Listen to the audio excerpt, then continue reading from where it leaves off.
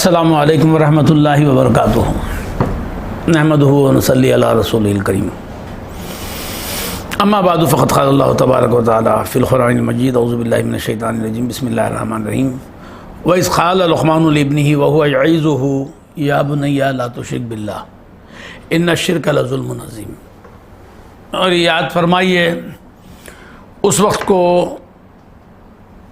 کہ جب لقمان نے اپنے بیٹے سے حضرت لقمان نے اپنے بیٹے سے کہا، اور وہ نصیحت کر رہے تھے، ان کو واعظ کر رہے تھے۔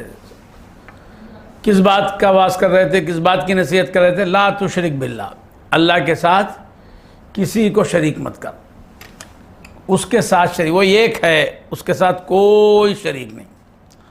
لا تشرک باللہ ان الشرک لظلم عظیم، اللہ کے ساتھ شریک مت کرو، اور جو ہے شرک جو ہے ظلم عظیم ہے، بہت بڑا ظلم ہے، بہت بڑا گناہ ہے۔ تو شرک ایک ایسا گناہ ہے جو کبھی معاف نہیں کیا جا سکتا۔ قرآن مجید میں پروردگار فرماتے ہیں کہ میں تمام گناہ معاف کر دوں گا، تمام سارے گناہ۔ شراب پی رہا ہے، اگر وہ چاہے معاف کر دے، زنا کر دیا خدا نخواستہ وہ معاف کر دے، کسی کو جو ہے دھوکہ مطلب جوا کھیلا، بنچفا کھیلا، جو بھی کیا اس کو معاف کر دے، سارے گناہ معاف ہو سکتے ہیں۔ ایک گناہ کے سوا، ایک گناہ ایسا ہے شرک، اللہ بچائے ہم کو اور ساری کائنات، سارے مسلمانوں کو اس عذاب سے، اس گناہ سے بچائے، کیونکہ اللہ نے فرمایا کہ ایک گناہ معاف ہونے والا نہیں، اسی لیے کہا کہ ان الشرک لظلم عظیم، یہ شرک جو ہے بہت بڑا گناہ ہے، کیونکہ اس کے ساتھ کسی کو شریک نہیں کرنا، اللہ کے ساتھ کسی کو شریک نہیں کرنا۔ یہ سبق کس نے دیا؟ حضرت لقمان نے کس کو؟ اپنے بیٹے کو دیا، پہلا سبق، پہلا سبق۔ دوسری باتیں بول سکتے تھے، جو ہے بیٹے دیکھو ہاتھ صاف دو، ہاتھ دھو، پیر دھو، پاک صاف رہو، وقت پہ کھانا کھانا، نہیں، پہلا سبق یہی اپنے بیٹے کو آپ دے رہے ہیں۔ یا بنیہ لا تشرک باللہ، اے میرے بیٹے اللہ کے ساتھ کسی کو شریک مت کر۔ شرک کیا ہے پہلے سمجھیں ہم، سمجھ میں؟ شرک اللہ کے ساتھ کسی کو قابل عبادت سمجھنا، اس کے ذات و صفات میں، اس کے اختیارات میں کسی کو شریک کرنا جو ہے شرک، کسی کو معبود ماننا، کسی کو موجود بالذات ماننا، شرک ہے۔ اور آپ نے یہی سکھایا۔ یہ کیوں سکھایا؟ آپ دوسری باتیں بھی سکھاتے تھے نا، سکھا سکتے تھے نا۔ کچھ عجیب یہاں کا دستور لگ رہا ہے ہمیں۔ اسکولوں میں جو ہے پہلے چھوٹے سبق سکھاتے ہیں، بعد بڑا سبق سکھاتے ہیں، مگر یہاں جو ہے پہلے بڑا سبق سکھا دیا، پھر اس کے بعد یہ آیات جو آنے والی ہیں اس میں جو ہے چلنے کے ڈھنگ، بیٹھنے کے اطوار، بیٹھنے کے طریقے، بولنے کے انداز سب سکھا رہے ہیں، مگر پہلے جو ہے کہا کہ ایک بہت بڑی بات ہے کہ شرک مت کرو۔ ایسا کیوں کیا؟ تو یہ شرک ہی ایک ایسی بلا ہے جس کے آنے کے بعد کوئی بھلائی نہیں رہتی۔ اگر یہ مرض ہے، اگر یہ نقصان ہے، تو کوئی فائدے کی چیز اس کو نہیں مل سکتی، کسی قسم کا فائدہ اس کو نہیں ہو سکتا۔ آپ نے دیکھا ہوگا کہ ایکسیڈنٹ ہو گیا کسی کا تو وہ اسپتال کو لے جاتے ہیں، ہاتھ ٹوٹا ہوا ہے، پیر فریکچر ہے، انگلیاں جو ہے اس کی مڑ گئی ہیں، اور یہ اس کا جو ہے بازو پیچھے الٹ گیا، ڈسلوکیٹ ہو گیا ہے، بہت سی ملٹی انجریز ہوتی ہیں اس کی، مگر ڈاکٹر جو اس کو نہیں دیکھتا، سب سے پہلے اس کے ہارٹ کو دیکھتا ہے، اس کے دماغ کو دیکھتا ہے، اور خون جو جا رہا ہے اس کو بند کرنے کی کوشش کرتا ہوں۔ ارے ہاتھ ٹوٹا، رہنے دو، بڑا نقصان نہیں ہونا، اگر یہ یہاں بچ گیا تو دوسری سب چیزیں بچ جائیں گی۔ خون کا جانا اگر رک گیا، اس کا ہارٹ کا چلنا اگر قائم رہ گیا، تو پھر اس کے ہاتھ بھی برابر ہو سکتے ہیں، پیر بھی برابر ہو سکتے ہیں، اس کے کان بھی سب برابر ہو سکتے ہیں۔ بہت ساری مصیبتیں ادھر ہیں، ہاتھ مڑا ہوا ہے، پیر کٹا ہوا ہے، ہڈیاں ٹوٹی ہوئی ہیں، سب کچھ ہیں، مگر توجہ ڈاکٹروں کی ایک ہی بات پہ ہوتی ہے کہ اس کے خون کو کیسے روکیں۔ یہ نقصان بڑا نقصان، اس کا دل اگر خون چلے گیا دل اس کا جو ہے کھٹ جائے گا، دل کو دیکھتے ہیں کہ یہ چل رہا ہے کہ نہیں چل رہا ہے۔ تو اسی طرح حضرت لقمان نے کہا کہ یہ ساری چیزیں بات ہیں، پہلے جو ہے جس پہ توجہ کرنی اس پہ کرنا ہے۔ تو ہم اپنے بچوں کو یہی سکھائیں کہ شرک اللہ کی ذات اللہ کے ساتھ کسی کو شریک نہ کریں۔ اگر شرک ہو گیا اس کے بعد وہ نمازیں بھی پڑھ رہا ہے، وہ نیکیاں کر رہا ہے، خیرات کر رہا ہے، کیا آپ اس کو نیک کہیں گے؟ بہت خیرات کر رہا ہے، جو مشرک ہے تو معلوم ہوا کہ جو ہے یہ خیرات نہیں، اس کی نماز نہیں، اس کے روزے نہیں، اس کے زکوٰۃ نہیں، اس کی بھلائیاں نہیں۔ کیوں کہ اس نے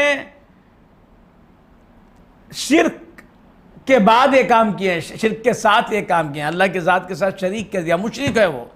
مشرک کا کوئی عمل جو ہے مقبول نہیں ہو سکتا، مشرک کا کوئی عمل مقبول نہیں ہو سکتا، یہ یاد رکھنا چاہیے۔ تو اس لیے کہا کہ جو ہے شرک نہیں کرنا۔ شرک کیا ہے؟ ہمارے بزرگوں نے کہا شرک اللہ کے ساتھ کسی کو شریک کریں، اس کے ساتھ کوئی شریک ہے ہی نہیں، اس کے جیسا کوئی ہے ہی نہیں، اور کوئی اس کے ساتھ شریک کرنا بیکار ہے، کوئی شریک ہو ہی نہیں سکتا۔ لا شریک لہ، کوئی اس کا شریک نہیں۔ جب اس کا شریک نہیں تو کیوں شرک کر رہا ہے؟ تو ہمارے پیر و مرشد نے کہا کہ شرک ایک جھوٹ ہے نہیں، وہ ایک قسم کا جھوٹ ہے، جو نہیں ہے اس کو ہے بول رہا ہے، جو نہیں ہے اس کو ہے بول رہا ہے۔ اللہ کا کوئی شریک نہیں ہے بول رہا ہے، تو ایک جھوٹ ہے، اس جھوٹ کو چھوڑ دے، اس جھوٹ کو چھوڑ دے۔ کفر کیا ہے؟ یہ بھی ایک جھوٹ ہے، جو ہے اس کو نہیں بول رہا ہے۔ اللہ ہے، نو گاڈ بولتا ہے، اللہ نہیں ہے بولتا ہے، تو یہ کیا ہوا؟ یہ بھی ایک جھوٹ ہے۔ شرک بھی ایک جھوٹ ہے اور کفر بھی ایک جھوٹ ہے۔ شرک ایک جھوٹ، کفر ایک جھوٹ۔ سچ کیا ہے؟ جو ہے اس کو ہے بول، جو نہیں اس کو نہیں بول۔ اس کو بولتے توحید، سچ کو توحید بولتے ہیں، سچ کو توحید بولتے ہیں، شرک کو جھوٹ بولتے ہیں، کفر کو جھوٹ بولتے ہیں، توحید کو سچ بولتے ہیں۔ ہے کو ہے بولنا، نہیں کو نہیں بولنا، یہ جو ہے توحید۔ تو یہ جھوٹ سے پہلے بچا لو، یعنی مطلب شرک و کفر سے بچا لو۔ اللہ والوں نے یہی سکھایا سب سے پہلے۔ سیدنا غوث اعظم رضی اللہ تعالیٰ عنہ، سیدنا غوث اعظم رضی اللہ تعالیٰ عنہ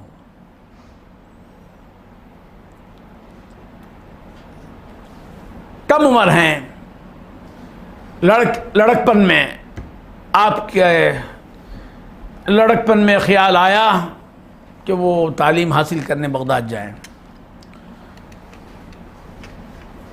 کھیلتے ہوئے میدان میں جنگل کی طرف آپ جو ہے نکل گئے تھے، ایک خوبصورت گائے کو دیکھا، اس کی پونچھ، اس کی دم پکڑنا چاہیے آپ نے۔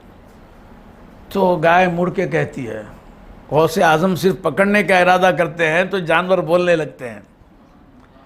غوث اعظم صرف پکڑنے کا ارادہ کرتے ہیں جانور کی طرف، تو جانور کو زبان آ جاتی ہے۔ اور کیا بولتا ہے جانور؟ صرف آواز نہیں کرتا، پتے کی باتیں بتاتا ہے، حکمت عقل کی باتیں بولتا ہے۔ کون جانور؟ بیل کہتا ہے، اے عبد القادر تو اس کے لیے پیدا نہیں ہوا، عبد القادر تو اس کے لیے پیدا نہیں ہوا، کس کے لیے پیدا ہوا؟ اگر وہ بولتے تو جو ہے قیامت تک بولتے رہنا، کس کے لیے پیدا ہوا؟ ارے گناہوں سے بچانے کے لیے پیدا ہوا، کس کے لیے پیدا ہوا؟ نیکیوں پر چلانے کے لیے پیدا، کس کے لیے پیدا ہوا؟ اب ڈوبی ہوئی کشتی کو تیرا، کس کے لیے پیدا ہوا؟ آپ جو 90 پر 2 برس گزارے، اس میں جو آپ کے نیکیاں ہوئی سب بولنا پڑتا تھا۔ تو اس لیے ایک ہی ایک بات بولا، اے عبد القادر تو اس کے لیے پیدا نہیں ہوا، کس کے لیے پیدا ہوا؟ بولنا تھا نہیں کہ بولتا تو اب تک بھی چلتا تھا نا. اے عبد قادر منظور کے جیسے جاہل کو بولنے کی توفیق دینا بھی تیری کرامت کے ایک حصہ ہے کہ اس کو بھی بولنے تو رہے تیرے سے مولا اس کو بھی تیرے فیض سے وہ بھی بولنے لگے گا. تمیم انصاری کی بگڑی بھی بن جائے گی. بیمار آج 2020 کے اندر یہ آفت آ کے ٹل جائے گی. سب ان کے دعاؤں کی وجہ سے. کتنا بولنا پڑے گا. خیر تو اس نے کہا کہ جانور کی طرف توجہ کر رہا ہے میرا آقا بغداد والا رضی اللہ تعالیٰ عنہ. تو جانور بیل پہ گائے پلٹ کے کہتے عبد القادر تو اس کے لیے پیدا نہیں ہوا. تو پھر آپ اپنی والدہ کے پاس جاتے ہیں. جا کے پوچھا کہ اماں جان میں کیا کروں؟ کچھ سمجھ میں نہیں آتا ہے. بات ایسی ہے میں کیا کروں؟ مجھے آپ کیا حکم دیتے ہیں؟ میں عاشق بنوں اللہ کا یا معشوق بنوں؟ واقعہ طویل ہے. اب اس طرف مجھے جانا نہیں. انشاءاللہ کبھی سرکار پیرانے پیر کی سوانے بیان کرنے کا موقع ہو تو اس وقت انشاءاللہ اگر زندگی باقی ہو تو کچھ کہنے کی کوشش کروں گا. تو یہ کہہ رہا تھا کہ پھر اس کے بعد آپ کے دل میں خیال آیا کہ اس زمانے میں بغداد شریف علم کا گہوارہ تھا. بہت مدرسے تھے وہاں, بڑے بڑے اکابر علماء تھے, اساتذہ تھے. وہی ہب تھا یونیورسٹیز کا, کالجوں کا, سب. تو آپ نے کہا کہ میں بغداد جانا چاہتا ہوں. آپ ایران کے ہیں, جیلان سے بغداد جانا چاہتے ہیں. جیلان سے بغداد جانا چاہتے ہیں. اماں جان میں جانا چاہتا ہوں. 8 برس, بعض کہتے ہیں 10 برس, جو بھی عمر تھی آپ کی, جانا چاہتے ہیں. تو ماں نے کہا ہاں بیٹے جاؤ, میں تم کو اللہ کے حوالے کرتی ہوں. اور آنکھوں سے آنسو جاری ہو گیا اماں جان کے. دعا کرتے ہوئے آپ کہتے ہیں کہ بیٹا جاؤ, شاید تم سے ملنا میرا اگر قسمت میں ہو تو ملوں گی, ورنہ خدا کے حوالے جاؤ. بیٹا ایک بات یاد رکھو, جھوٹ نہیں بولنا. صدقے جائیں. کیا تعلیمیں دیکھیے. حضرت لقمان فرماتے ہیں لا تشرک باللہ, بیٹے شرک نہیں کرنا. شرک کا معنی کیا ہے؟ شرک کا ترجمہ کیا ہے؟ جھوٹ نہیں بولنا, جھوٹ نہیں کرنا, جھوٹ نہیں دیکھنا, جھوٹ نہیں سوچنا.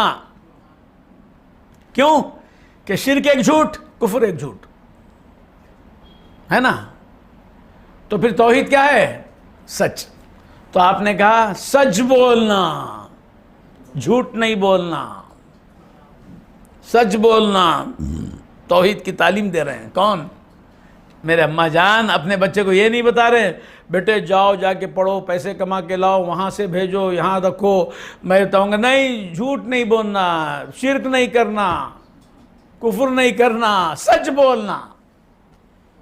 وہ بولے کہ کفر نہیں بولنا, ارے اس کا وہی تو معنی ہے نا. جھوٹ کس کو شرک کس کو بولتے؟ جھوٹ کو بولتے. شرک کس کو بولتے؟ وہ ایک جھوٹ. سچ کس کو بولتے؟ توحید کو بولتے.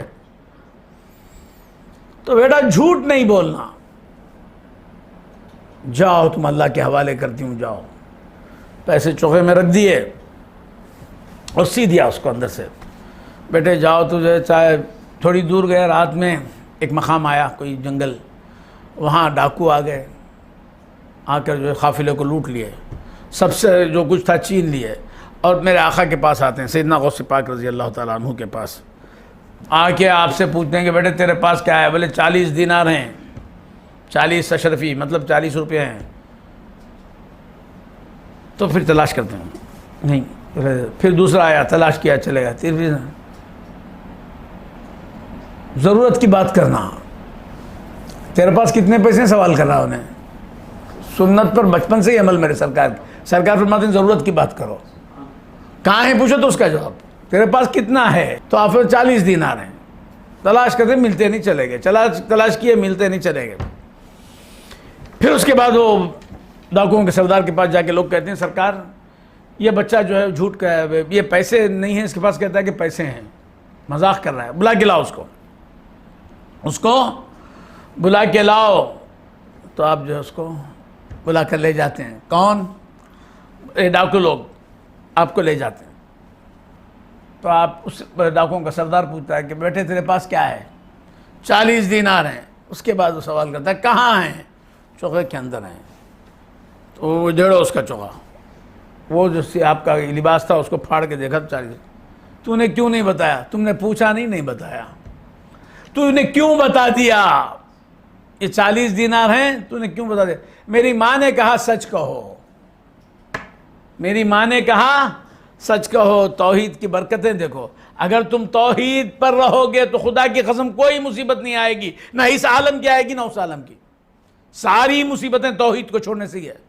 شرک و کفر کی لعنتیں ہیں جو ہم پریشان ہو رہے ہیں، توحید کہنے والے پر کوئی مصیبت نہیں آئے گی انشاءاللہ۔ تو عرض کر رہا تھا کہ سیدنا غوث اعظم رضی اللہ عنہ فرماتے ہیں کہ جو ہے میری ماں نے کہا سچ کہو۔ توحید کا فیض دیکھیے، بچہ پیسے نکلنے کے بعد اس کو غصہ آ جاتا، اتنا وقت ستایا کیوں نہیں؟ اس نے کہتا ہے بیٹا تو ایسا کیوں کیا؟ میری ماں نے مجھے پالا پوسا، میری ماں میرے لیے بھلائی چاہنے والی ہے، میں کیسے ماں کا حکم ٹال دوں؟ مجھے تو ایسا لگ رہا ہے کہ یہ جو رکوع ہم پڑھ رہے ہیں غوث اعظم کے بچپن کے واقعے میں اس کی تفسیر نظر آ رہی ہے۔ میری ماں نے کہا، ڈاکو کی آنکھوں سے آنسو نکلتے ہیں، کہا کہ بیٹے ماں کا حکم تو ٹالتا نہیں ہے، اس کے مقام پہ کسی اور کو نہیں لا رہا ہے، شرک نہیں کر رہا ہے۔ میں کتنا شرک کر رہا ہوں، میں کتنا برائی کر رہا ہوں، لہٰذا میرے شہزادے میں تیرے ہاتھ تھام کے وعدہ کرتا ہوں کہ آج سے میں ڈاکہ زنی چھوڑ دیتا ہوں، ڈاکہ نہیں ڈالوں گا، میں توبہ کرتا ہوں، استغفار کرتا ہوں کہ پھر میں جو ہے کبھی ایسے کام نہیں کروں گا۔ 9 مہینے جو تجھ کو اپنے پیٹ میں رکھے اور 8-10 برس جس جو تیری پرورش کرے، اس کی بات کو تو نہیں ٹال رہا ہے۔ 40 برس سے زیادہ عمر میری ہو گئی ہے، وہ مولا جو اب تک مجھے پال رہا ہے، اس کی نافرمانی کر رہا ہوں، تو لہٰذا مجھے ایسی زندگی سے جو ہے میں ہاتھ دھو رہا ہوں کہ آئندہ سے میں ایسے کام نہیں کروں گا۔ تو توبہ کرتا ہے، استغفار کرتا ہے، اور توبہ استغفار کے بعد پہلی کلاس میں نہیں جاتا۔ ہم اور آپ بٹھائیں گے تو پہلی کلاس، زمرہ کون سا زمرہ؟ ایک زمرہ، ہاں دوسرا زمرہ، تیسرا زمرہ۔ یہ غوث اعظم کا فیضان ہے، یہ غوث اعظم کا فیضان ہے کہ جو ہی آپ کے ہاتھ کو تھامتا ہے سب سے اعلیٰ زمرہ، اسی وقت ولایت اس کو نصیب ہو جاتی ہے۔ اس ڈاکو کو ولایت مل جاتی ہے، صرف وہ ایک ڈاکو نہیں، اس کے ساتھ جتنے تھے سب کو ولایت۔ 40 ڈاکو، سب کے سب ولی۔ اب بتائیے کہ جو یہ کیا شان ہے میرے آقاؤں کی، اور اس کی وجہ کیا ہے؟ توحید۔ ایسے موحد کی تعلیمات پر چلنے والوں کو آج لوگ کہتے ہیں کہ شرک کرتے ہیں۔ بابا ہمارے ذہن میں بھی شرک نہیں رہتا ہے۔ سچ، یہ سچ کی ہی برکت تھی سیدنا غوث اعظم رضی اللہ تعالیٰ عنہ کے دست پاک پر، دست مبارک پر 40 لوگوں نے توبہ کی اور 40 کے 40 ولی بن گئے۔ اور کب؟ غوث اعظم اپنی ماں کی گودی سے باہر نکلتے ہی، یہ فیض ماں کی گودی سے باہر نکلتے ہی یہ فیض ہوا کہ جو ہے 40 ڈاکو جو ہے توبہ کرتے ہیں۔ اور غوث اعظم کے بیان سے نہیں، سرکار نے بیان کیا اور پھر ان کو تشویق دلائی، پھر ان کے دل کو بدلایا نہیں، بلکہ سرکار کی ایک ادا کو دیکھا، سرکار کے ایک عمل کو دیکھا، اور سرکار کی اس کیفیت کو دیکھا کہ ماں کا پاس کتنا ہے، اور سچ پر یہ بچہ کتنا پابند ہے۔ تو خیر عرض کر رہا تھا کہ آج کی سنت یہ ہے کہ سرکار فرماتے ہیں کہ ہمیشہ سچی بات کریں، جھوٹ نہ بولیں، یہ بھی میرے آقا کی سنت ہے۔ اور فحوش کلامی سے بچیں۔ فحش کلامی جسے بولتے کہ گندی باتیں کرنا، گالی دیتے، بری گالیاں نکالتے منہ سے، ایسا ویسے اکثر عادت سی ہو جاتی۔ بعض ہمارے مدراس میں تو جو ہے بات ہی خیریت جب پوچھتے ہیں تو ایک گالی، اکثر مقامات پہ۔ اب مدراس والے کہیں ناراض نہ ہو جائیں، میں بھی مدراسی ہوں، مگر اکثر ہم دیکھتے ہیں کہ خیریت پوچھتے ہیں تو ایک گالی دے کر پوچھتے ہیں کہ خیریت ہے کیا۔ کوئی جا رہا ہے کہاں جا رہے ہیں یہ سوال کرتے ہیں تو ایک گالی دیتے ہیں اسے پہلے، تو کہاں جا رہا ہے؟ تو یہ ایسی باتیں نہیں، گالیوں سے بچیے گا، گالیوں سے بچیے گا، منہ سے گالی نہ نکالیے، کیونکہ اگر یہ کریں گے تو جو ہے بہت بری بات، کہ حضرت امام غزالی رضی اللہ عنہ لکھتے ہیں بعض لوگوں کو لے جایا جائے گا جن کے منہ سے بڑی بدبو آتی ہوگی، بہت گندی بو، لوگ جو ہے بہت دور بھاگنا چاہیں گے ان کی بدبو سے۔ لوگ پوچھیں گے کہ یہ لوگ کون ہیں جو جن کے منہ سے اتنی بدبو آ رہی ہے، تو آپ فرمائیں گے معلوم ہوگا کہ یہ وہ لوگ ہیں جو زبان سے گالیاں بکتے تھے۔ تو کوشش کیجئے کہ گالیاں نہ دیں، اللہ ہم کو بھی بچائے، آپ لوگوں کو بھی بچائے، تب مجھ کو بھی بچائے، تمام کو بچائے۔ اب اس کے لیے میں دعا نہ کر لوں، میں دعا کر کے ہی کروں گا۔ بعض لوگ کہتے ہیں کہ آپ کیوں ایسے بولتے ہیں؟ بھائی میری عادت ہے، میں سوچتا ہوں کہ اللہ مجھے بھی معاف فرمائے، آپ کو بھی معاف فرمائے۔ وآخر دعوانا ان الحمدللہ رب العالمین۔